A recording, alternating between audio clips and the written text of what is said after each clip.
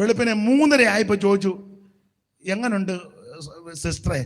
ഒന്നും പറയാറായിട്ടില്ല, അവിടെ പോയി.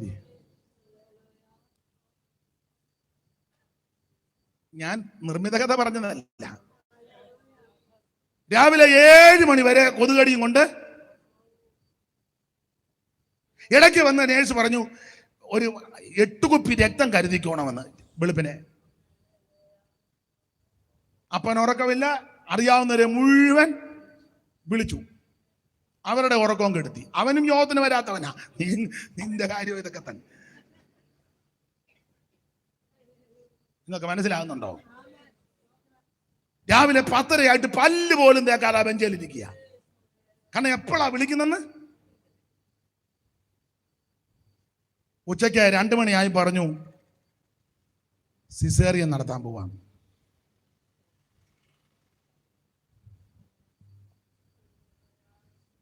ഫുൾ നൈറ്റും ഫുൾ ഡേയും പറ കുത്തിയിരുന്ന് സ്വോത്രം ചെയ്യുക.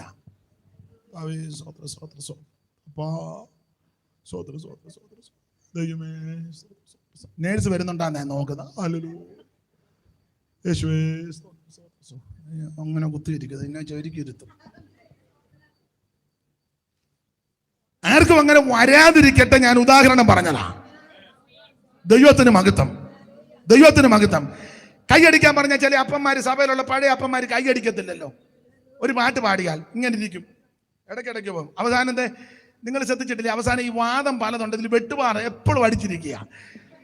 എന്നാ അതേ വാദത്തിന്റെ അസുഖമാണ്. മറ്റ് പണ്ട് സഭയിൽ വന്നാൽ പാട്ട് പാടുമ്പോൾ ഒന്ന് അടിച്ചാൽ മതി. ഇപ്പത്തെ കറിയാച്ചൻ എപ്പോഴും അടിച്ചിരിക്കുക. നിന്നെ ദൈവം വിടുവോ? ഞാൻ അടിച്ച് നിന്റെ ഇടപാട് തീർക്കും ദൈവം. യോഗത്തിന് വരുമ്പോൾ സ്തോത്രം പറഞ്ഞാൽ മതിയായിരുന്നു. സ്തോത്രം, ഹല്ലേലൂയ, ഗ്ലോറി, അത് പറയത്തില്ല. അവസാനം ബോധം നഷ്ടപ്പെട്ട് ഇപ്പൊ പുതിയൊരു അസുഖമുണ്ടല്ലോ, ആവശ്യമില്ലാത്ത എല്ലാം വിളിച്ചു പറയും. തെറിയൊക്കെ പറയുന്ന അസുഖത്തിന് ഇവര് പേരിട്ടിട്ടുണ്ട്. അൾസൈമേഴ്സ് അല്ല, അതല്ല, അതിന് തെറിയൊന്നും പറയത്തില്ല. വേറെ ഒരു എന്നതാണോ അനാവശ്യമൊക്കെ പറയുന്ന ഒരു അസുഖമുണ്ട്.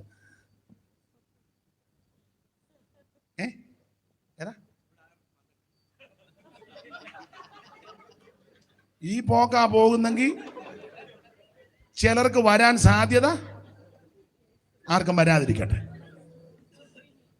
ദൈവസന്നിധിയിൽ വന്നു കഴിയുമ്പോൾ ദൈവത്തിന് മഹത്വം കൊടുക്കണം. ഇത് കൈയടിക്കത്തുമില്ല, പാടുകയില്ല, പ്രാർത്ഥിക്കുകയില്ല. സഭയെ പാട്ട് പാടാൻ പറഞ്ഞാൽ പാടുകയില്ല.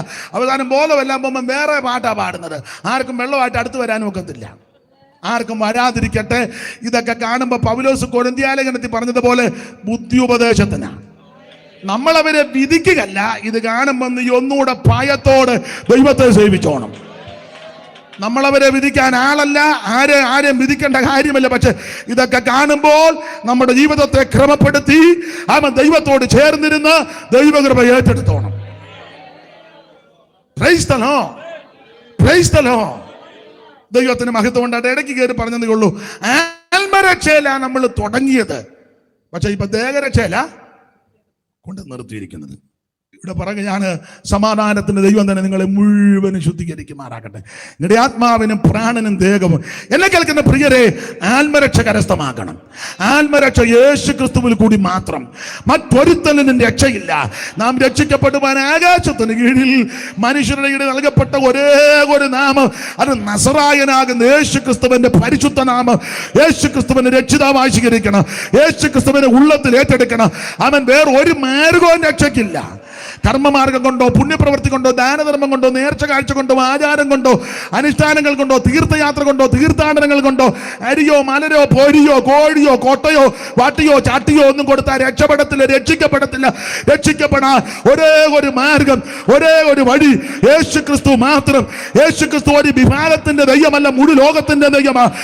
ഏത് മതത്തിലും കുലത്തിലും കുടുംബത്തിലും നിറത്തിലും നിലവാരത്തിൽപ്പെട്ടവർക്കും യേശുവിനെ ആരാധിക്കാം. യേശു സകല മനുഷ്യരുടെയും ദൈവമാണ്. അവിടുന്ന് മഹാദൈവമാണ്, നിത്യദൈവമാണ്, സത്യദൈവമാണ്, ഏകദൈവമാണ്, സാക്ഷാൽ ദൈവമാണ്. യേശു ക്രിസ്തു മാത്രം ദൈവം. Price the Lord, praise the Lord. അതുകൊണ്ട് ആത്മരക്ഷ കരസ്ഥമാക്കണം. എന്നെ കേൾക്കുന്ന ആരെങ്കിലും ഇന്ന് വരെ ആത്മരക്ഷ കരസ്ഥമാക്കിയില്ലെങ്കിൽ 5 പൈസ കൊടുക്കണ്ട, 1 കാശ് കൊടുക്കണ്ട, ഹൃദയം കർത്താവിന് കൊടുക്കുക. ഇത്രയും പറഞ്ഞാൽ മതി. കയ്യും പൊക്കണ്ട, കാലും പൊക്കണ്ട, ബഹളവും വെപ്രാളവും ഒന്നും വേണ്ട. ഹൃദയത്തിൽ പറ, എൻ്റെ യേശുവേ, ഞാനൊരു പാപിയാ, എൻ്റെ പാപത്തിന്റെ പരിഹാരം വരുത്തുവാൻ അങ്ങ് മരിച്ചുവെന്ന് വിശ്വസിക്കുന്നു. അങ്ങയുടെ പരിശുദ്ധ രക്തം എൻ്റെ പാപം പരിഹരിക്കുമെന്നും വിശ്വസിക്കുന്നു. എൻ്റെ ഉള്ളത്തിലേക്ക് വരണം, എൻ്റെ പാപം ക്ഷമിക്കണം, എന്നെ രക്ഷിക്കണമെന്ന് ഇന്ന് രാത്രി ആര് പ്രാർത്ഥിക്കും അവരെ യേശു രക്ഷിക്കും. മറ്റൊരുത്തനും രക്ഷയില്ല. ക്രിസ്തീയ കുടുംബത്തിൽ ജനിച്ചുകൊണ്ടൊന്നും രക്ഷിക്കപ്പെടുകയല്ല. പള്ളിയുടെ സൈഡിലാ വീട്, നീ രക്ഷിക്കപ്പെടുകയല്ല. ഞങ്ങളുടെ വല്യപ്പച്ചൻ കൊടുത്തതാ പെന്തിക്കോസുകാർക്ക് ഹോളിന് സ്ഥലം. അപ്പച്ചൻ്റെ കാര്യം തന്നെ എങ്ങനെയാന്നുള്ളതാ. പള്ളിക്ക് സ്ഥലം കൊടുത്തുകൊണ്ടൊന്നും സ്വർഗത്തിൽ പോകുകയല്ല. സെമിത്തേരിക്ക് സ്ഥലം കൊടുത്ത അതൊക്കെ നല്ല കാര്യമാണ്, സ്വർഗത്തിൽ പോകുകയല്ല. ഉപദേശമാർക്ക് യാപ്പാട് കൊടുത്താലും സ്വർഗത്തിൽ പോകുകയല്ല. സ്വോത്രകാഴ്ച കണ്ടമാനം ഇട്ടത് കൊണ്ടും സ്വർഗത്തിൽ, അതൊക്കെ നല്ല കാര്യം. പക്ഷെ സ്വർഗത്തിൽ പോകണമെങ്കിൽ രക്ഷിക്കപ്പെടണം. Price the Lord. അതാ ദൈവം വെച്ചിരിക്കുന്ന വ്യവസ്ഥ. അപ്പൊ ആത്മാവും പ്രാണനും ദേഹവും അശേഷം നമ്മുടെ കർത്താവാകുന്ന യേശുക്രിസ്തുവിന്റെ പ്രത്യക്ഷതയിൽ ദൈവത്തിന് മകത്ത് നിങ്ങളെ വിളിച്ചവൻ വിശ്വസ്തന. അപ്പൊ ശ്രദ്ധിക്കുക, ഈ ഓരോ അധ്യായത്തിലും യേശുക്രിസ്തു പ്രത്യക്ഷപ്പെടുമെന്ന് അവിടെ പൗലോസ് തെളിയിച്ചിട്ടുണ്ട്. 1-ാം അധ്യായത്തിൽ വായിക്കുന്നത്, ഞങ്ങൾക്ക് നിങ്ങളുടെ അടുക്കൽ എങ്ങനെയുള്ള പ്രവേശനം ലഭിച്ചുവെന്നും ജീവനുള്ള സത്യദൈവത്തെ സേവിപ്പാനും അവനെ മരിച്ചവരുടെ ഇടയിൽ നിന്ന് ഉയർപ്പിച്ച തന്റെ പുത്രനും വരുവാനുള്ള കോപത്തിൽ നിന്ന് നമ്മെ വിടുവിക്കുന്നവനുമായ യേശു സ്വർഗത്തിൽ നിന്ന് വരുന്നത് കാത്തിരിപ്പാനും നിങ്ങൾ ഗൃഹങ്ങളെ വിട്ട് ദൈവത്തിങ്കിലേക്ക് എങ്ങനെ തിരിഞ്ഞു. അപ്പൊ ശ്രദ്ധിക്കുക, ഇവര് ഈ മാർഗത്തിൽ വന്ന കാര്യമാണ് 1-ാം അധ്യായത്തിൽ പറഞ്ഞിരിക്കുന്നത്. ഞാൻ ഇനി ആ ഭാഗം അധികം വിവരിക്കുന്നില്ല, സമയത്തെ ഭയപ്പെടുന്നത് കൊണ്ട്. ഞാൻ താഴെ വന്നപ്പം നമ്മുടെ ബാനറെ നോക്കി 9 എന്നാണ് വെച്ചിരിക്കുന്നത്. അതുകൊണ്ട് 9 മണിയാകുമ്പോൾ നിർത്തുവാനുള്ള താല്പര്യത്തിലാണ് ഞാൻ നിൽക്കുന്നത്. പിന്നെ നമ്മുടെ പെന്തിക്കോസുകാരുടെ ഭാഷ പറഞ്ഞ ഒരന്തരീക്ഷമോ നിങ്ങൾക്ക് താല്പര്യമോ അതിൻ്റെ പരുവം അറിയാം, നമുക്ക് അതിൻ്റെ പരുവത്തിന് ചെയ്യാം. എങ്കിലും 9 എന്നുള്ള ചിന്തയിലാണ് ഞാൻ നിൽക്കുന്നത്. അപ്പൊ ശ്രദ്ധിക്കുക, ഓരോ അധ്യായത്തിലും യേശുക്രിസ്തു പ്രത്യക്ഷപ്പെടുമെന്ന് തെളിയിച്ചു. അതാണ് ഇതിലെ പ്രധാനപ്പെട്ട വിഷയം. യേശു പ്രത്യക്ഷപ്പെടും. ഒരിക്കൽ യേശു പ്രത്യക്ഷപ്പെട്ടു. അത് കന്യാസൂനുമായി ഈ ഭൂമിയിൽ പ്രത്യക്ഷപ്പെട്ടതാണ്, അവതരിച്ചു. വചനം ജഡമായി തീർന്നു, കൃപയും സത്യവും നിറഞ്ഞവനായി നമ്മുടെ ഇടയിൽ പാർന്നു. അതാണ് അവിടുത്തെ ആദ്യത്തെ പ്രത്യക്ഷത. ആ പ്രത്യക്ഷത എന്തിനെന്ന് ചോദിച്ചാൽ മനുഷ്യവർഗത്തിന്റെ പാപത്തിന് പരിഹാരം വരുത്തുവാൻ. അത് അവിടുന്ന് വരുത്തി. ക്രൂശിൽ കിടന്ന് തിരുവായി മൊഴിഞ്ഞ കൂട്ടത്തിൽ പറഞ്ഞ പദം നിങ്ങൾക്കും എല്ലാവർക്കും തിട്ടമാ, സകലതും നിവൃത്തിയായി. എല്ലാം നിവർത്തിച്ചിട്ട് അവിടുന്ന് ഉയർത്ത് സ്വർഗത്തിലേക്ക് പോയി. ആ യേശുക്രിസ്തു വീണ്ടും പ്രത്യക്ഷപ്പെടാൻ പോകുകയാണ്. അതാണ് ഈ 1-ാം അധ്യായത്തിൽ 1-ാം ലേഖനത്തിലെ പ്രധാനപ്പെട്ട വിഷയം. അതൊന്നും ഇപ്പം നമ്മൾ ആ ഭാഗത്തേക്ക് പോകുന്നില്ല. നമ്മൾ വായിച്ച കുറുവാക്യം ഒരിക്കൽ കൂടി വായിക്കാം. ഈ വചനങ്ങളെ കൊണ്ട് അന്യോന്യം ആശ്വസിപ്പിച്ചുകൊള്ളണം. ഏത് വചനങ്ങളെ കൊണ്ട്? അതാണ് നമ്മൾ ഇന്ന് ചിന്തിക്കാൻ പോകുന്നത്. ഈ വചനങ്ങളെ കൊണ്ട് അന്യോന്യം. ഈ വേറെ പുസ്തകത്തിലെ പ്രത്യേകത, ഇത് ദൈവത്തിന്റെ തിരുവചനമാണ്. നമുക്ക് ധൈര്യവും ആശ്വാസവും ഉറപ്പും തരുന്നത് ദൈവത്തിന്റെ തിരുവചനമാണ്. അത് ആവർത്തന പുസ്തകം 32-ാം അധ്യായത്തിന്റെ 2-ാമത്തെ വാക്യത്തിൽ നല്ലൊരു പ്രയോഗമാണ് കൊടുത്തിരിക്കുന്നത്. വായിച്ചേ. എന്റെ ഉപദേശം പൊഴിയും. മഴ പോലെ എന്റെ ഉപദേശം പൊഴിയും. അടുത്തത്, എന്റെ വചനം മഞ്ഞ് പോലെയും ഇളം പുല്ലിന്മേൽ പൊടിമഴ പോലെയാ. അപ്പൊ ഇങ്ങനെയുള്ള ഈ തിരുവചനമാണ് നമുക്ക് ആശ്വാസം തരുന്നത്. ഈ വചനത്തിന്റെ പ്രത്യേകത, ഈ തിരുവായ്ത്തലുള്ള ഏത് വാളിനേക്കാൾ മൂർച്ചയുള്ളതാണ്. ഈ തിരുവചനം അല്പബുദ്ധിയെ ജ്ഞാനിയാക്കുന്ന തിരുവചനമാണ്. ഈ തിരുവചനം അണ്ണാക്കിന് മധുരമാണ്. യഹോവയുടെ വചനം തീ പോലെയും പാറകൾ തകർക്കുന്ന ചുറ്റികയാണ്. യഹോവയുടെ വചനം കാലിന് ദീപവും പാതയ്ക്ക് പ്രകാശവുമാണ്. അന്തരീന്ദ്രിയങ്ങളെ ശോധന ചെയ്യുന്നതാണ് ദൈവത്തിന്റെ വചനം. അതുകൊണ്ട് ഇന്ന് രാത്രി എന്നെ കേൾക്കുന്നവരോട് ഓർപ്പിക്കട്ടെ, ഈ വചനങ്ങളെ കൊണ്ട് അന്യോന്യം ആശ്വസിപ്പിച്ചോണം. അതുകൊണ്ട് ദൈവമക്കൾ കഴിവിൻ്റെ പരമാവധി തിരുവചനം ഹൃദയസ്ഥമാക്കണം. സങ്കീർത്തനക്കാരൻ പാടിയിരിക്കുന്നത്, എൻ്റെ ഹൃദയം ശുഭവചനത്താൽ കവിയുന്നു, എൻ്റെ കൃതി രാജാവിന് വേണ്ടിയുള്ളത്, എൻ്റെ നാവ് സമർത്ഥനായ ലേഖകന്റെ എഴുത്തുകൊൽ. അപ്പോൾ തിരുവചനം കൊണ്ട് നമ്മുടെ ഹൃദയം നിറയണം. ദൈവ സ്നേഹമാണ്. ആ സ്നേഹത്താൽ, ദൈവവചനത്താൽ നമ്മുടെ ഹൃദയം നിറഞ്ഞിരിക്കണം. സന്ദർഭം വരുമ്പോൾ വചനം ഉരുവിടണം. എനിക്ക് പരഗതി അരുളുവതിനുന്നി രചിച്ചു സുരപുരമതി ജന്നാൽ. എനിക്കു പരഗതി അരുളുവതിനുന്നി രചിച്ചു സുരപുരമതി ജന്നാൽ. എനിക്കു പരഗതി അരുളുവതിനുന്നി രചിച്ചു സുരപുരമതി ജന്നാൽ. സ്നേഹപൂരിത ജീവനാദ, സ്നേഹപൂരിത ജീവനാദ, സ്നേഹമാൽ മോഹിതൻ ഞാനിതാ. സ്നേഹമാൽ മോഹിതൻ ഞാനിതാ. സ്നേഹപൂരിത ജീവനാദ, സ്നേഹപൂരിത ജീവനാദ. ദരിദ്രനകം തന്നെ സമൃദ്ധി ലഭിക്കുവാൻ ദരിദ്ര നിലയിലായി മരിച്ചു നീ. ദരിദ്രനകം തന്നെ സമൃദ്ധി ലഭിക്കുവാൻ ദരിദ്ര നിലയിൽ മരിച്ചു നീ. സ്നേഹപൂരിത ജീവനാദ, സ്നേഹപൂരിത ജീവനാദ. അപ്പൊ ശ്രദ്ധിക്കുക, നമ്മുടെ ഹൃദയം ദൈവത്തിന്റെ വചനം കൊണ്ട് നിറയണം. പൗലോസ് വളരെ സ്പഷ്ടമായിട്ട് പറയുക, ഈ വചനങ്ങളെ കൊണ്ട് അന്യോന്യം ആശ്വസിപ്പിച്ചു കൊള്ളണം. അപ്പൊ ഇവിടെ എന്തുവാ പൗലോസ് ഇവിടെ ഉദ്ദേശിക്കുന്നത്? ധാരാളം കാര്യങ്ങളുണ്ട്. ഓരോ അധ്യായം ബേസ് ചെയ്ത് പറഞ്ഞാൽ പല കാര്യങ്ങൾ വരും. 1-ാം അധ്യായത്തിലെ പ്രധാനപ്പെട്ട വിഷയം ഇതാ, ഈ വചനങ്ങളെ കൊണ്ട് ആശ്വസിപ്പിക്കണം. ഏത് വചനം? ദൈവമക്കൾ കർക്കശമായി വേർപാട് പാലിക്കണം. ആ 1-ാം അധ്യായത്തിന്റെ 9-10 വാക്യം വായിച്ചേ. ഞങ്ങൾക്കു നിങ്ങളുടെ അടുക്കൽ എങ്ങനെയുള്ള പ്രവേശനം സാധിച്ചു എന്നും ജീവനുള്ള സത്യദൈവത്തെ സേവിപ്പാനും അവൻ മരിച്ചവരുടെ ഇടയിൽ നിന്ന് ഉയർപ്പിച്ച തന്റെ പുത്രനും വരുവാനുള്ള കോപത്തിൽ നിന്ന് നമ്മെ വിടുവിക്കുന്നവനുമായ യേശു സ്വർഗത്തിൽ നിന്ന് വരുന്നത് കാത്തിരിപ്പാനും നിങ്ങൾ വിഗ്രഹങ്ങളെ വിട്ട് ദൈവത്തിങ്കലേക്ക് എങ്ങനെ തിരിഞ്ഞു വന്നു എന്നും അവർ തന്നെ പറയുന്നു. സ്തോത്രം. അപ്പൊ ഈ വാക്യം മൊത്തത്തിൽ ഒന്ന് പഠിച്ചാൽ തെസ്സലോനിക്കയിലെ വിശ്വാസികൾ വേർപാട് പാലിക്കുന്നവരാണ്. വിഗ്രഹങ്ങളെ വിട്ട് ഇവർ ദൈവത്തിങ്കലേക്ക് തിരിഞ്ഞു വന്നു എന്ന് പറഞ്ഞാൽ ഇവരിൽ സിംഹഭാഗം ആൾക്കാരും വിഗ്രഹ സേവക്കാരായിരുന്നു ഒരു കാലത്ത്. സത്യദൈവത്തെ അറിയാതെ, നിത്യജീവൻ എന്തെന്നറിയാതെ സ്വന്തം മനസാക്ഷിക്ക് ചൂട് വെച്ച് വിഗ്രഹ സേവക്കാരായി ജീവിച്ചവരാണ്. എന്നാൽ യേശുക്രിസ്തുവിന്റെ സുവിശേഷം ഇവരെ തേടിയെത്തി. ആ സത്യസുവിശേഷം ഇവർ മനസ്സിലാക്കി കഴിഞ്ഞപ്പോൾ നേരത്തെ ആചരിച്ച, അനുഷ്ഠിച്ച, പ്രമാണിച്ച അത് മുഴുവൻ ഇവർ വിട്ടു. അതിന് പെന്തിക്കോസ് ഭാഷയിൽ, വേദപുസ്തകത്തിന്റെ ഭാഷ പറഞ്ഞ വേർപാട് പാലിച്ചു. നമ്മൾ ഈ പെന്തിക്കോസ് വന്നിട്ട് പല കാര്യവും ഇതുവരെ വിട്ടിട്ടില്ല. വിടാൻ ചിലർക്ക് താല്പര്യമോ, വിട്ടു വിട്ടു വിട്ടു എന്ന് പറഞ്ഞാൽ നമ്മൾ ഈ കുത്തിയിരിക്കുന്നേ. സത്യം പറഞ്ഞ ഏതാണ്ട് 3-4 കൂട്ടം കാര്യം വിട്ടെന്നല്ലാതെ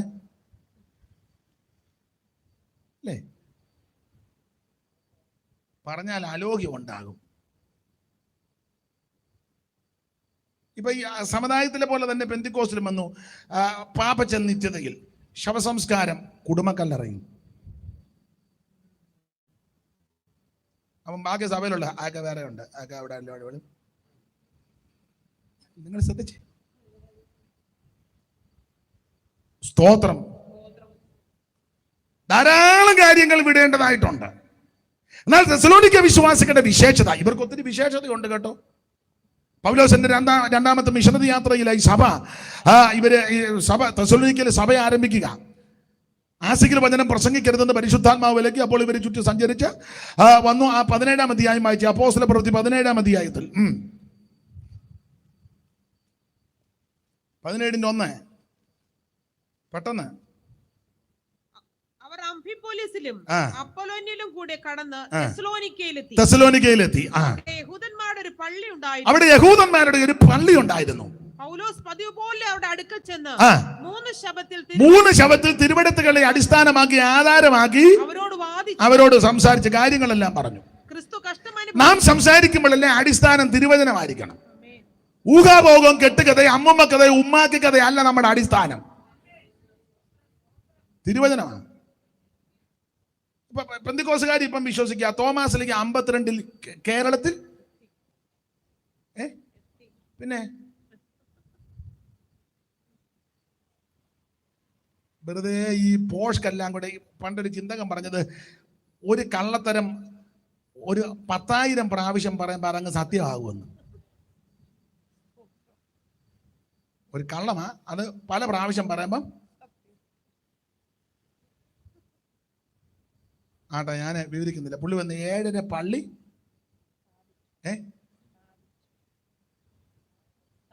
എവിടെ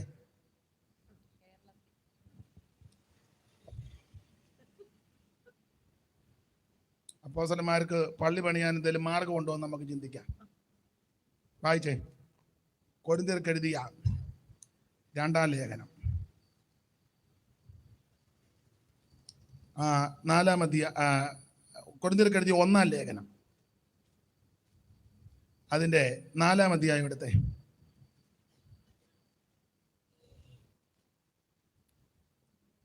ഈ നാഴിക വരെ ഞങ്ങൾ വിശന്നും ദാഹിച്ചും, അതിൻ്റെ 8 മുതൽ വായിച്ചോ. ഇത്ര ക്ഷണത്തിൽ നിങ്ങൾ സമ്പന്നന്മാരായി, പിന്നെ ഞങ്ങളെ കൂടാതെ വാഴുന്നവരായി. അയ്യോ, നിങ്ങളോടുകൂടെ ഞങ്ങളും വാഴേണ്ടതിന് നിങ്ങൾ വാണുവെങ്കിൽ കൊള്ളായിരുന്നു. അടുത്തത്, നിങ്ങൾ ലോകത്തിന് ദൂതന്മാർക്കും മനുഷ്യർക്കും തന്നെ കൂത്തുകാഴ്ചയായി തീർന്നിരിക്കുകയാൽ ദൈവം അപ്പോസ്തലന്മാരായ ഞങ്ങളെ ഒടുക്കത്തവരായി മരണവിധിയിൽ ഉൾപ്പെട്ടവരെ പോലെ നിർത്തിയെന്ന് എനിക്ക് തോന്നുന്നു. അടുത്തത്, ക്രിസ്തു നിമിത്തം ഭോഷന്മാർ, ഞങ്ങൾ ക്രിസ്തു നിമിത്തം ഭോഷന്മാർ, നിങ്ങൾ ക്രിസ്തുവിൽ വിവേകികൾ, ഞങ്ങൾ ബലഹീനർ, നിങ്ങൾ ബലവാന്മാർ, നിങ്ങൾ മഹത്തുക്കൾ, ഞങ്ങൾ മാനഹീനർ. അടുത്ത വാക്യം, ഈ നാഴിക വരെ ഞങ്ങൾ വിശന്നും ദാഹിച്ചും ഉടുപ്പാനില്ലാതെയും കുത്തുകൊണ്ടും ഇങ്ങോട്ട് വായിക്കേ, ഈ നാഴിക വരെ ഞങ്ങൾ, ബഹുവചനമാണ്, ഏകവചനമല്ല. ഈ നാഴിക വരെ ഉറക്കെ പറ, ഞങ്ങൾ എന്ന് പറഞ്ഞാൽ അപ്പോസ്തലന്മാർ. ഇത് പൗലോസ് എഴുതി, പൗലോസും ശേഷമുള്ള അപ്പോസ്തലന്മാരും എന്ന് സാരം. ഈ നാഴിക വരെ ഞങ്ങൾ, അപ്പോസ്തലന്മാർ, ഈ നാഴിക വരെ ഞങ്ങൾ പിന്നെ വിശന്നു. അപ്പോസ്തലന്മാർ ആദിമകാലത്തൊക്കെ വിശപ്പാ, വിശന്നും ദാഹിച്ചും ഉടുക്കാനില്ല. ഇപ്പോഴത്തെ അപ്പോസ്തലന്മാരുടെ തുണി ഇച്ചിരി മുറിച്ച് അവിടെ കൊണ്ടുവച്ചിരിക്കുന്നു, ആളെല്ലാം കൂടെ അങ്ങോട്ട് കയറുന്നു, വേറൊരു തുണിയുടെ അറ്റം അപ്പുറം കൊണ്ടുവച്ചിരിക്കുന്നു, അവനെല്ലാം കൂടെ അത് കാണാൻ അങ്ങോട്ടോടുന്നു. എന്നാ നിനക്കൊക്കെ ഇനി ബോധം ഉണ്ടാകുന്നേ? ഇതിനു വേണ്ട തുണി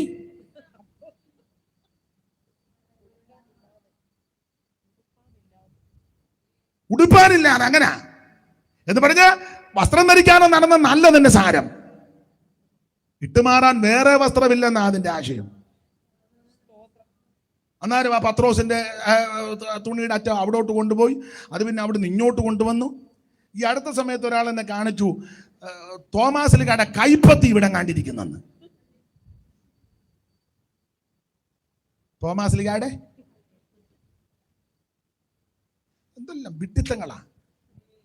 ഈ നാഴിക വരെ ഞങ്ങൾ വിശന്നും ദാഹിച്ച് ഉടുപ്പാനില്ലാതെ ഈ കുത്തുകൊണ്ട് പിന്നെ സ്ഥിരവാസം കൂടാതെ ഇരിക്കുന്നു, സ്വന്തം കൈയാൽ വേല ചെയ്ത് അധ്വാനിക്കുന്നു, ശകാരം കേട്ടിട്ട് ആശീർവദിക്കുന്നു, ഉപദ്രവമേറ്റിട്ട് സഹിക്കുന്നു, ദൂഷണം കേട്ടിട്ട് നല്ല വാക്ക് പറയുന്നു. അപ്പൊ 6-ാം നൂറ്റാണ്ടിൽ അപ്പോസ്തലന്മാർക്ക് കിടപ്പാടമില്ല, ഉടുക്കാനില്ല, കടിക്കാനില്ല, കുടിക്കാനില്ല, സ്ഥിരവാസമില്ല. സ്ഥിരവാസം എന്ന് പറഞ്ഞാൽ സ്വന്തമായിട്ട് 10 വീട് ഒന്നുമില്ല. ഇപ്പോഴത്തെ അപ്പോസ്തലന്മാർക്ക് ഉള്ളതൊന്ന് നമ്മൾ കണക്കെടുക്കാതിരിക്കുന്നതാ. പണ്ടൊരാൾ പറഞ്ഞ പോലെ അപ്പോസ്തലൻ എന്ന വാക്കിന്റെ അർത്ഥം അപ്പോൾ സ്ഥലം മേടിച്ച് പുള്ളി പുനലൂരിന്റെ അപ്പോസ്തലൻ മിണ്ടുന്നില്ല. എവിടൊക്കെയാണ് അപ്പോസ്തലന് തന്നെ ഇപ്പൊ വലിയ തിട്ടം ഇല്ല. അപ്പോൾ പുള്ളി സ്ഥലം മേടിച്ച് അങ്ങനെ പുനലൂരിന്റെ അപ്പോൾ സ്ഥലമായി. സ്തോത്രം. 60 നൂറ്റാണ്ടിലെ അപ്പോസ്തലന്മാർക്ക് യാതൊന്നും ഇല്ലായിരുന്നെന്നുള്ളത് അവിടെ എഴുതിയിരിക്കുന്നത്. മാത്രമാണോ അവരുടെ ബുദ്ധിമുട്ട് എന്തെല്ലാക്കെയാ? കൊരിന്ത്യർക്ക് എഴുതിയ 2-ാം ലേഖനം 11-ാം അധ്യായത്തിന്റെ 23 മുതൽ സ്പീഡിൽ വായിച്ചോ, സമയമില്ലാത്തത് കൊണ്ട് ഓടിച്ചു വായിര്. കൊരിന്ത്യർക്ക് എഴുതിയ 2-ാം ലേഖനം 11-ാം അധ്യായത്തിന്റെ 23 മുതൽ താഴോട്ട് ഓടിച്ച്. ക്രിസ്തുവിന്റെ ശുശ്രൂഷക്കാരോ, ഞാൻ ബുദ്ധിഭ്രമമായി സംസാരിക്കുന്നു. ഞാൻ ഏറ്റവും അധികം അധ്വാനിച്ചു, പിന്നെ അധികം പ്രാവശ്യം തടവിലായി, അനവധി അടികൊണ്ടും പലപ്പോഴും പ്രാണഭയത്തിലായി. ഞാൻ പണ്ട് അപ്പോസ്തലന്മാർ അടി മേടിക്കുക, ഇപ്പോഴത്തെ അപ്പോസ്തലന്മാര് തിരിച്ചടിക്കുക. നീ അപ്പോസ്തലനെ അടിക്കാൻ മേലെ അപ്പോസ്തലന്റെ ഗുണ്ട വിട്ട് ഒരുമാതിരിപ്പെട്ട അപ്പോസ്തല ഗുണ്ടകളുണ്ട്. ചെല്ലി പറഞ്ഞില്ലേ പാസ്റ്റോട് കയറി നിങ്ങൾ ഒന്നും കളിക്കരുത് കേട്ടോ, പാസ്റ്റർക്ക് വേറെ എല്ലാ പാഷന്മാരെയും പോലല്ല പുള്ളിയുടെ കൈവശം ഇഷ്ടം പോലെ ഗുണ്ടയുണ്ട്. തന്നെയല്ല കൊട്ടേഷൻ ടീമുമായിട്ട് പുള്ളിക്ക് നല്ല അഭേദ്യമായ ബന്ധമാണ്. അതുകൊണ്ട് നീ നേരത്തെ ഇരുന്ന പാസ്റ്റർമാരെ കയറി ഞോണ്ടിയ പോലെ പുള്ളിയെ കയറി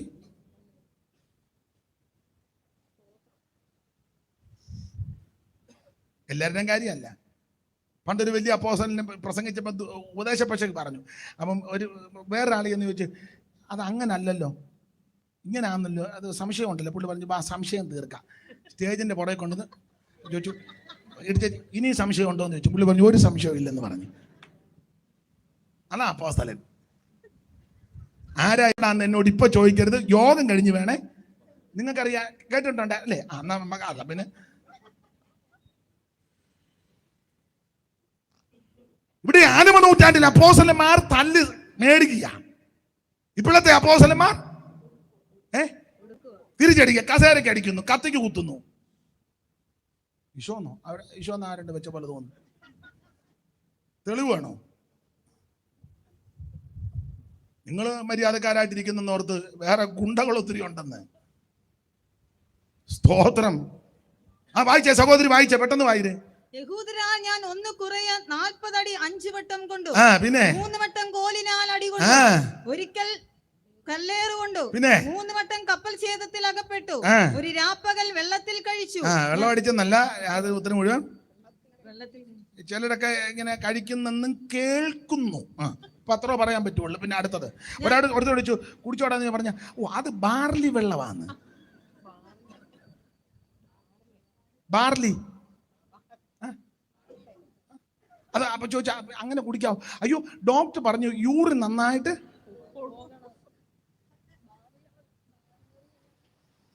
സ്ഥലം പറയുന്നില്ല. പണ്ടൊരു തമ്പി പറഞ്ഞ 2 അടിച്ചു വെച്ചാന്ന് ആരാന്ന് എനിക്കൊരു ഉഷാറുണ്ടെന്ന്. അല്ലേ ഒരുമാതിരി ചത്തയാന്ന് പറഞ്ഞ അടിച്ചു കഴിയുമ്പോൾ അല്ലേ പാട്ടുകാരും ചില പാസ്റ്റർമാരും പറയില്ലേ, പോരാ പോരാ, തമ്പിയെ പോലുള്ള പിന്നെ പറയാം പോരാ. സ്തോത്രം. ഇവിടെ വെള്ളം അടിച്ചെന്നല്ല, ഒരു രാത്രി മുഴുവൻ വെള്ളത്തിൽ അകപ്പെട്ടു പോയി. വായിച്ചേ. ഞാൻ പലപ്പോഴും യാത്ര ചെയ്തു അല്ല, അപ്പോസ്തലന്റെ AC റൂമിനകത്ത് ഓഫീസിൽ ഇരിക്കല്ല, യാത്ര ചെയ്യുക.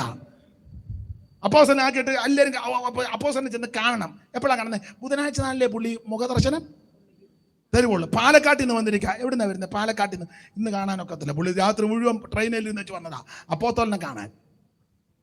അന്നേരം അപ്പോസ്തലന്റെ ചുറ്റും ഗുണ്ടകൾ 5-8 എണ്ണം. എവിടാന്ന് എന്നോട് ചോദിക്കരുത്, ഞാൻ പറയത്തില്ല. പിന്നെ നിർബന്ധമാണെങ്കിൽ പൊതുയോഗം കഴിഞ്ഞ് ഞാൻ പറയാം. ഇതാണ് അപ്പോസ്തലൻ.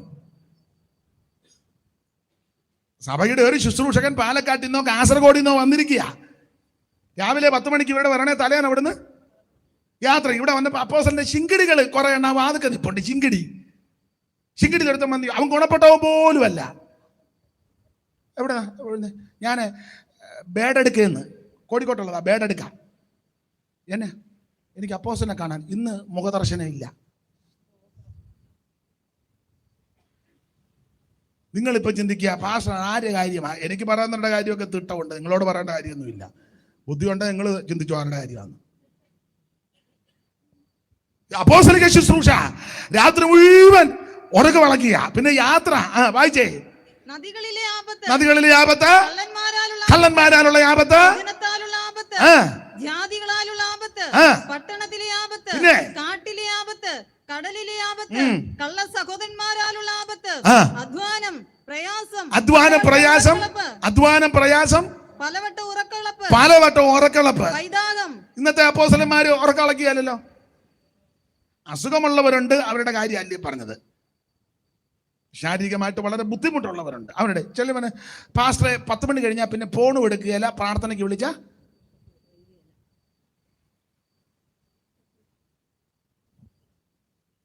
സ്തോത്രം. നോട്ടീസ് വെച്ചേക്കുന്ന പേര് അപ്പോസ്തലൻ. വായിച്ചോ, എന്തിനാ വെറുതെ പിന്നെ പ്രശ്നം ഉണ്ടാക്കുന്നത്? പൈതാഹം, പലവട്ടം പട്ടിണി, ശീതം, നഗ്നത എന്നീ അസാധാരണ സംഗതികൾ ഭവിച്ചത് കൂടാതെ, ഇതൊക്കെ ഭവിച്ചത് കൂടാതെ എനിക്ക് ദിവസേന സർവ്വസഭകളെയും കുറിച്ചുള്ള, സഭകളെ കുറിച്ചുള്ള ചിന്താഭാരം എന്ന തിരക്കും ഉണ്ട്. പിന്നെ ആർ ബലഹീനനായിട്ട് ഞാൻ ബലഹീനനാകാം. അപ്പൊ ശ്രദ്ധിക്കുക, ആദിമ നൂറ്റാണ്ടിലെ അപ്പോസ്തലന്മാർക്ക് കിടപ്പാടമില്ല, ഇരിക്കാനും എടുക്കാനും ഒന്നില്ല, ഒരു കൊരണ്ടി പോലും ഇല്ല. ഈ നാടുകൾ ഞങ്ങൾ കുത്തുകൊണ്ട് സ്ഥിരവാസം കൂടാന. അന്നേരം കുറെ ആൾക്കാർ പറയാം അന്ത്യോക്യ സിംഹാസനം ഉണ്ടായിരുന്നു. എടാ, കൊരണ്ടി പോലും ഇല്ലായിരുന്നു. അന്നേരം പറഞ്ഞു അന്ത്യോക്യല്ല, ഇല്ല അപ്പറയാന്ന് പറഞ്ഞു. അവര് തമ്മിൽ കിടന്ന് ഉടക്കാം. ഒരു സ്റ്റൂള് പോലും അപ്പോസ്തലന്മാർക്കില്ലായിരുന്നു. അന്നേരം ഇവിടുത്തെ ആൾക്കാർ പറയാം പുള്ളി വന്ന് 7:30 പള്ളി പണിതെന്ന്. ഉടുതുണിക്ക് മറുതുണി പോലും തോമായിക്ക് തോമ വന്നില്ലെന്നുള്ളത് പരമാർത്ഥം. അഥവാ വേറെ തോമ വന്നാൽ തന്നെ എന്നെ എല്ലാവർക്കും ഒരു അരുതാഴിയ പോലെ ഞാനിപ്പോ അങ്ങ് പോവും. ദൈവത്തിന് മഹത്വം ഉണ്ടാകട്ടെ.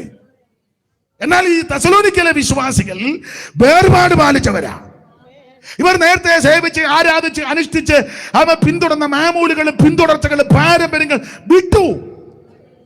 ഈ വചനങ്ങളെ കൊണ്ട് അന്യോന്യം ആശ്വസിപ്പിക്കണം എന്ന് പറഞ്ഞാൽ ദൈവമക്കൾ കർക്കശമായി വേർപാട് പാലിക്കണം. ലോകക്കാരെ പോലെ ലോകത്തിന്റെ മാലിന്യങ്ങൾ നിന്നെ പിടികൂടരുത്. ഈ ലോകത്തിൽ ജീവിക്കുമ്പോൾ ദൈവപൈതലായി വിശുദ്ധിയോടെ വിശ്വസ്തയോടെ വേർപാട് പാലിക്കണം. നാടോടുമ്പോ നടവേ ഓടുന്ന നല്ല പെന്തിക്കോസ്, അത് നാട്ടു നടപ്പാ. പെന്തിക്കോസുകാർക്ക് പ്രമാണമുണ്ട്, വ്യവസ്ഥയുണ്ടെന്ന്. ഞാൻ എപ്പോഴും പറയും, നിങ്ങൾക്കും അറിവുള്ളതാ. കടല് വലിയ വിശാലമായ, പക്ഷേ കപ്പൽ എല്ലായിടത്തൂടെയും പോകുകയല്ല. കപ്പലിന് പോകാൻ കപ്പൽ ചാലുണ്ട്. ഈ ലോകം വലിയ വിശാലമാ. ധാരാളം സഭകളുമുണ്ട്, ധാരാളം ശുശ്രൂഷകളുമുണ്ട്. പക്ഷെ രക്ഷിക്കപ്പെട്ട് ദൈവത്തിന്റെ പൈതലിന് ഒരു ചാലൊരുക്കിയിട്ടുണ്ട്. അത് തിരുവചനത്തിന്റെ ചാല. ഈ ചാല് കൂടെ തന്നെ വേണം നീ മുമ്പോട്ട് പോകാൻ. ആകാശം വിശാലമാ, ഭയങ്കര വിശാലമാ. പക്ഷെ പ്ലെയിൻ എല്ലായിടത്തൂടെയും വിടുകയല്ല, അതിന് റൂട്ടുണ്ട്. ഇവിടെ സഭകൾ ധാരാളമുണ്ട്, കൂട്ടായ്മകൾ ഒത്തിരിയുണ്ട്, പ്രവർത്തനങ്ങളും ശുശ്രൂഷകളും പ്രസംഗങ്ങളും ഒക്കെ ഉണ്ട്. പക്ഷേ നമ്മുടെ അടിസ്ഥാനം തിരുവചനമാണ്. ഇതിന്റെ വ്യവസ്ഥയിൽ വേർപാട് പാലിക്കണം ദൈവമക്കൾ. അതുകൊണ്ട് ഒന്ന് വേർപാട് പാലിച്ച് ജീവിക്കണം. ഈ വചനങ്ങളെ കൊണ്ട് അന്യോന്യം ആശ്വസിപ്പിക്കണം. എല്ലാ ഭാഗവും എടുക്കുന്നില്ല. വായിച്ച തിരുവചനത്തോടുള്ള ബന്ധത്തിൽ 1-2 കാര്യങ്ങൾ പെട്ടെന്ന് പറയാം. 4-ാം അധ്യായത്തിന്റെ 13 മുതൽ 18 വരെയുള്ള തിരുവെടുത്താണ് നമ്മൾ എടുത്ത് ചില കാര്യങ്ങൾ ചിന്തിക്കുന്നത്. 18-ാമത്തെ വാക്യമാണല്ലോ കുറുവാക്യമായിട്ട് വായിച്ചത്. ഈ ഭാഗത്ത് പൗലോസ് ഒരു 6 കൂട്ടം കാര്യങ്ങൾ ഓർമ്മിക്കുക. ഈ 6 കൂട്ടം കാര്യം അത് വചനം കൊണ്ട് ആശ്വസിപ്പിച്ചോണം. ഇനി അതിന്റെ 13-ാമത്തെ വാക്യം വായിച്ചേ. 6 കൂട്ടം കാര്യത്തിൽ 1-ാമത്തെ കാര്യം, സഹോദരന്മാരെ നിങ്ങൾ പ്രത്യാശയില്ലാത്ത മറ്റുള്ളവരെ പോലെ എന്ന് പറഞ്ഞാൽ ദൈവമക്കൾക്ക് ദുഃഖമുണ്ട്. അത് പ്രത്യാശയില്ലാത്തവരെ പോലെ അല്ല. നമ്മുടെ ഭർത്താവ് അല്ലെങ്കിൽ ഭാര്യ, മക്കൾ, മാതാപിതാക്കൾ, പ്രിയപ്പെട്ടവർ, വേണ്ടപ്പെട്ടവർ കടന്നു പോകുമ്പോൾ നമുക്ക് ദുഃഖമുണ്ട്. ഞാൻ പറയുന്ന കരയണമെന്നാ. ഭാര്യ മരിച്ചു, കരയുന്നതുകൊണ്ട് കുഴപ്പമൊന്നുമില്ല. ഭർത്താവ് മരിച്ചു, കരയുന്നത് കൊണ്ട് കുഴപ്പം ഇല്ല. മാതൃക യേശു. യേശുവിന് പ്രിയമായവൻ മരിച്ചപ്പോൾ കർത്താവും കരഞ്ഞല്ലോ. കരയുന്നതിന് പ്രമാണമുണ്ട്. പ്രത്യാശയില്ലാത്തവരെ പോലെ ദുഃഖിക്കരുത്. യേശു കണ്ണുനീർ പൊഴിച്ചല്ലോ. സ്തോത്രം. ചില പാസ്റ്റർമാർ, ഞാൻ എന്നെയും കൂടെ പ്രതിയാക്കാം, ചില പാസ്റ്റർമാർ പറയാ കരയരുത്. പണ്ടൊരു യൗവനക്കാരൻ മരിച്ചു, ഭാര്യ കരയുക. അപ്പൊ മെയിൻ പാസ്റ്റർ വന്നിട്ട് പറഞ്ഞു, മോളി കരയരുത്. ഞാൻ പറഞ്ഞ ഇങ്ങേരങ്ങ് കരാ. അവര് കരയണ്ടേ? നല്ല യൗവനത്തിൽ മരിച്ചത്, അവർക്ക് സങ്കടമുണ്ട്, അവര് കരയണം. പിന്നെ മോളിയോട് കാര്യം പറയാം, കരയുന്നതിന് പ്രമാണമുണ്ട്. പ്രത്യാശയില്ലാത്തവരെ പോലെ ദുഃഖിക്കരുത്. നമുക്കൊരു പ്രത്യാശയുണ്ട്. കണ്ണുനീര് പൊഴിയും, ദുഃഖമുണ്ട്. ക്ഷണത്തിലുള്ള വേർപാട് എല്ലാവർക്കും ദുഃഖമുളവാക്കും. പക്ഷേ ആ പറഞ്ഞതിന്റെ ആശയം, ആ ശുശ്രൂഷയ്ക്ക് ആക്ഷേപം വരുന്ന രീതിയിൽ ആലമുറ നിലവിളി ഉണ്ടാക്കരുത്. നമ്മുടെ പ്രത്യാശ എന്നേക്കുമായി നഷ്ടപ്പെടുകയല്ല, നമുക്കിനി കാണാമെന്നുള്ളൊരു പ്രത്യാശയുണ്ട്. ഇവിടെ നമ്മളെ പിരിഞ്ഞു മുന്നബികം ഗമിച്ച ബിജൂതരെ, ഇവിടെ നമ്മളെ പിരിഞ്ഞു മുന്നബികം ഗമിച്ച ബിജൂതരെ, വിവിധ വേളയിൽ മരിച്ചു മൺമറഞ്ഞകന്നു പോയ ബിജോസ്തരെ, വിവിധ വേളയിൽ മരിച്ചു മൺമറഞ്ഞ അരുണ തുല്യമദ്യുതി വിളങ്ങിടും പല പല പ്രിയ മുഖങ്ങളെ, അരുണ തുല്യമദ്യുതി വിളങ്ങിടും പല പല പ്രിയ മുഖങ്ങളെ, കാണും ഞാനൻ മോക്ഷപുരേ ആദൻ ചാരേ ജാലേമ്പുരേ അമ്മ കാണും.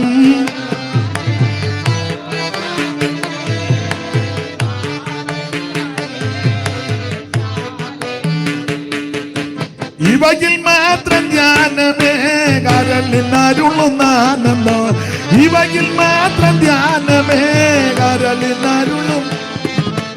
ഇരവും പകലും ഇവയെ പറ്റി ഞാൻ പാടും ഗീതം സാനന്ദവും, ഇരവും പകലും. ഇകത്തെ വിട്ട് ഞാൻ പിരിഞ്ഞ ശേഷം ഇത് താനെ എനിക്കാലംബം, ഇകത്തെ വിട്ട് ഞാൻ പിരിഞ്ഞ ശേഷം ഇത് താനെ എനിക്കാലംബം കാണും.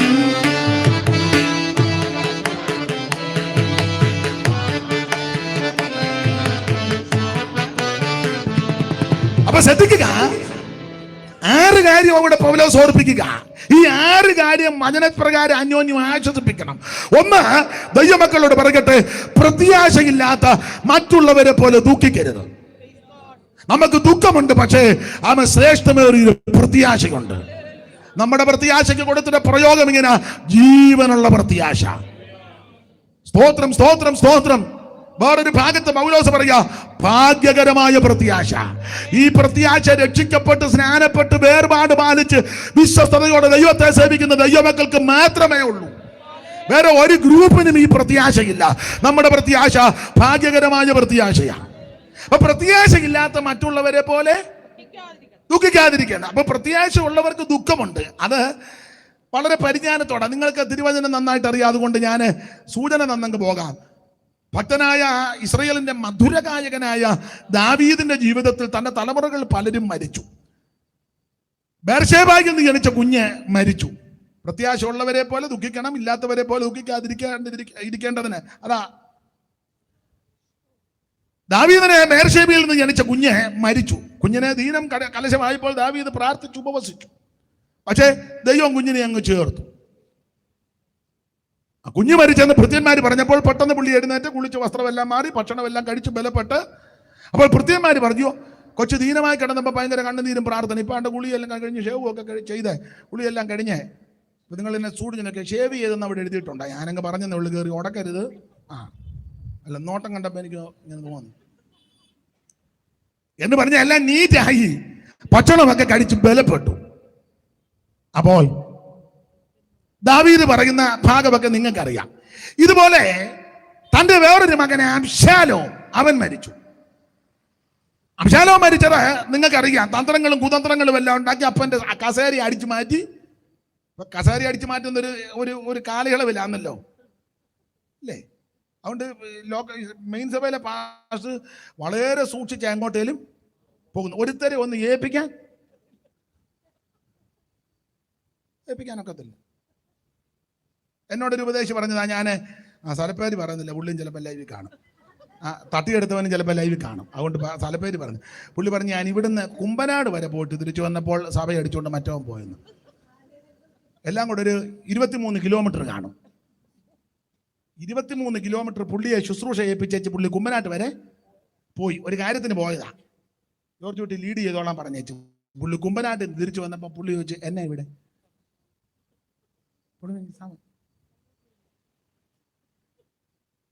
എൻ്റെ സഭയാണ്.